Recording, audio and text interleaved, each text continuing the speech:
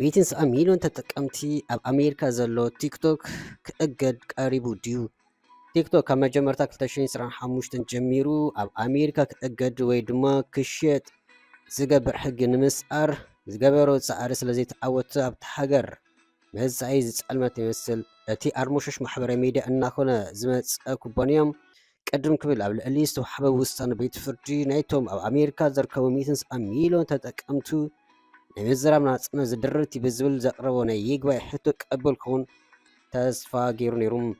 እቲ ቤት ፍርዲ ግን እቲ ጥርዓን ውድቅ ብምግባር እቲ ኣቐዲሙ ዝተዋሕበ ብይን መሊሱ ኣጽዲቕዎ ኣሎ።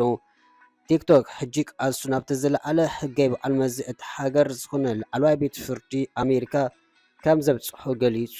ኣሜሪካ ቲክቶክ ክሸጥ ወይ ክእገድ ትደልየሉ ምክንያት ዋናታቱ ምስ መንግስቲ ቻይና ርክብ ስለ ዘለዎም ብዝብል እዩ።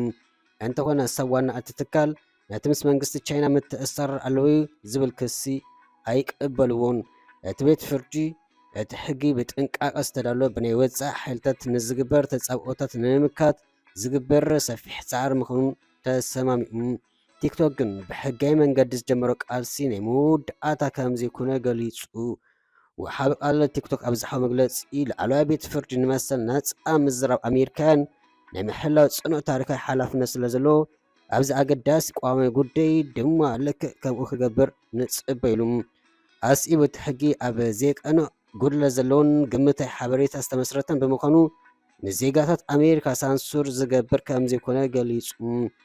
ዶናልድ ትራምፕ ኣብ ፕረዚደንታዊ ምርጫ ኣሜሪካ 2024 ዘመዝገብ ኣውቱን ቲክቶክ ኣብ ኣሜሪካ ናይ ምቕፃል ዕድሉ ተስፋ ሂብዎሉ።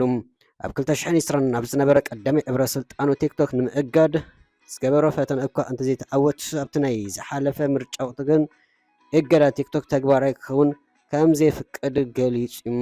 ትራምፕ ቲክቶክ እገዳ ወይ ክሽየጥ ኣለዎ ዝብል ብይን ንዝተመሓላለፈ ንፅባሒቱ ጥር 20 ስልጣን ክርከብ እዩ። ይኹን እምበር ነቲ ቅድሚ ምርጫ ዝኣቶ መብፅዓ ክኽተል ድዩ ኣይክኽተልን ግን ክርአዩ